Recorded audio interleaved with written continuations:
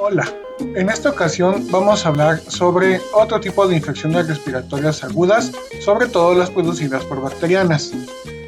Si bien es discutido cuáles son de mayor ocurrencia en nuestro país, no hay datos específicos, no hay datos epidemiológicos, pero sí se cree que las infecciones virales son mucho más frecuentes que las bacterianas. Aún así, la frecuencia de infecciones bacterianas siempre fue bastante importante y por lo tanto es notable echarles un ojito. Pero para empezar a ver este tipo de infecciones, vamos a hacer un pequeño recordatorio de nuestro sistema respiratorio. El sistema respiratorio está compuesto por un sistema respiratorio alto y uno bajo. El bajo no es difícil, como tal son los bronquios y los pulmones. El sistema respiratorio alto está compuesto de la cavidad nasal, la zona olfativa o las fosas nasales, la faringe, el paladar tanto duro como blando, y la laringe. Hay una pequeña comunicación del oído hacia la garganta por medio del conducto eustaquio o bien el orificio faríngeo que va a dar a el oído. En la garganta, o conocida como faringe, encontramos tres porciones, una la nasofaringe, otra la orofaringe y otra más la laringofaringe. Después de esta porción sigue la laringe y posterior a eso la tráquea, que son los temas que nos van a interesar en este momento. Y entonces vamos a ver lo que es la inflamación por infección de esto, tanto la faringitis o la faringoamigdalitis, que es la inflamación de la faringe en sus tres porciones. Ahora, ¿qué importancia tenemos nosotros que revisar? Las infecciones faringeas o de la garganta son de múltiples inicios o de múltiples orígenes y nos dan distintos síntomas que diferencian una a partir de otra. Hablando en bacterias, hay muchos tipos de bacterias los cuales nos pueden ocasionar problemas significativos. Lo importante de esto es de que durante un buen tramo de la vida humana llegamos a padecer alguna de estas infecciones, a veces con más o con menor frecuencia. ¿Cuáles son sus síntomas? La fiebre a veces puede ser alta con escalofríos, el agrandamiento de las anginas o de las amígdalas, ¿sí? Que son ganglios linfáticos de defensa, la ausencia o la disminución del moco nasal a comparación de las virales, la inflamación de las amígdalas, como les decía, a veces con placas de secreción o con puntos, que no tenemos hambre por el dolor de garganta, la sensibilidad de la garganta, dolor de cabeza y problemas para poder comer, beber o deglutir cualquier cosa. No nada más es necesario saber conocer cómo está el estado de la garganta, independientemente ustedes mismos se la revisen o bien vayan con el médico. Aquí lo importante como tal sería reconocer cuáles son nuestros síntomas. Otra vez, dolor de cabeza, el estornudo o la tos que puede ser más seca, los mocos que a veces pueden ser claritos o bien fluidos pero de color. Normalmente los mocos claros no son de bacterias y por lo tanto los estornudos suelen ser coloridos. Vamos con otros ámbitos que son importantes. Otro de los síntomas más característicos de este tipo de problemas son el dolor de garganta. Ya saben, cuando tomamos el agua y nos duele, comemos y nos duele, estornudamos y nos duele, tosemos y nos duele. Este síntoma es demasiado característico de los problemas de garganta provocados por infecciones bacterianas.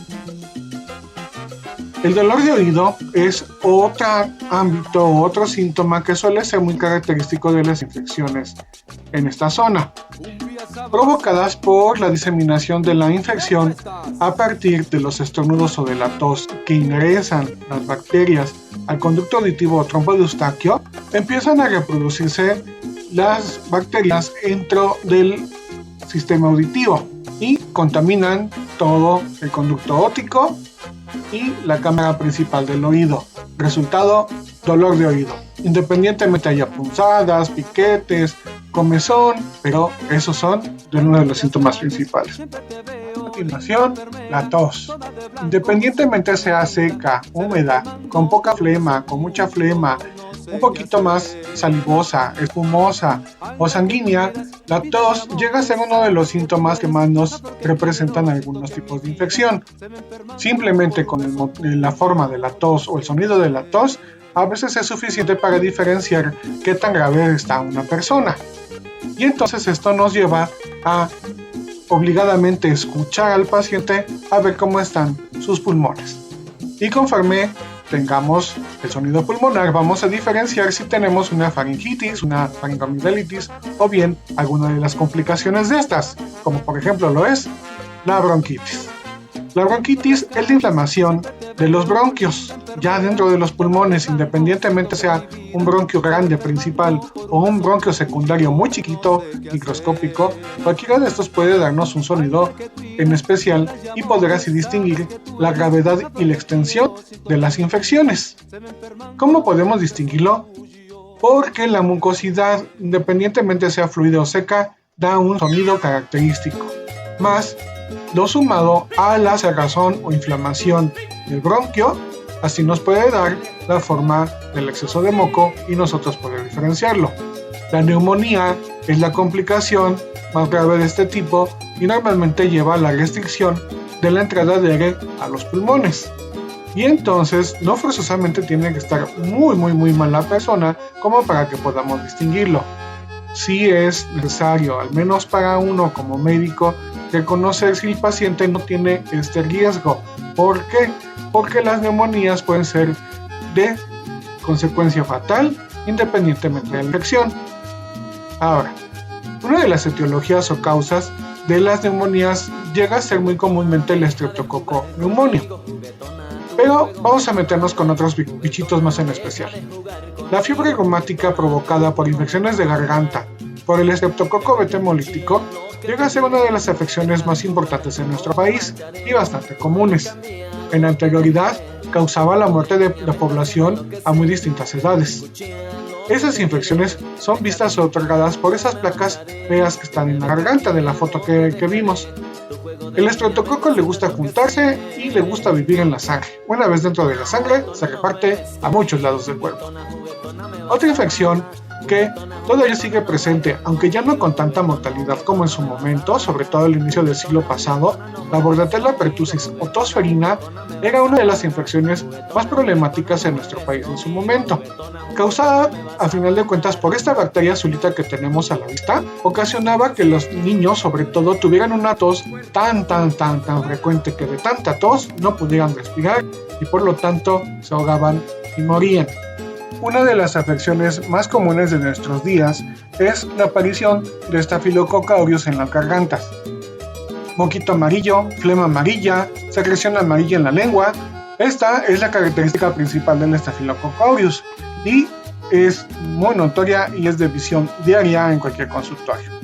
Cualquiera de estas enfermedades o complicaciones hoy en día tiene mayoritariamente solución y un buen desenlace en casi todas las personas. Hay muchos medicamentos que pueden ayudarnos para resolver cualquiera de estas infecciones respiratorias, independientemente sean agudas, subagudas o crónicas. Además, ya tenemos suficiente estudio como para saber qué cosas de lo que comemos nos ayuda mucho más para poder tener un sistema inmunológico un poquito más fuerte. Además, durante el transcurso de los decenios y de los años, tenemos cada vez más cantidad de vacunas disponibles que pueden ser capaces de detener el crecimiento de las infecciones, sobre todo bacterianas y algunas virales. Otra de las formas de solucionar el problema, a veces con infecciones más leves, es por medio de remedios naturales. Ya saben, ese remedio natural de la abuelita, que suele ser a veces bastante eficaz para no tomar tanto medicamento. Bien, espero que este tema informativo haya sido de su agrado. Nos vemos a la siguiente sesión. Cuídense mucho, no se enfermen.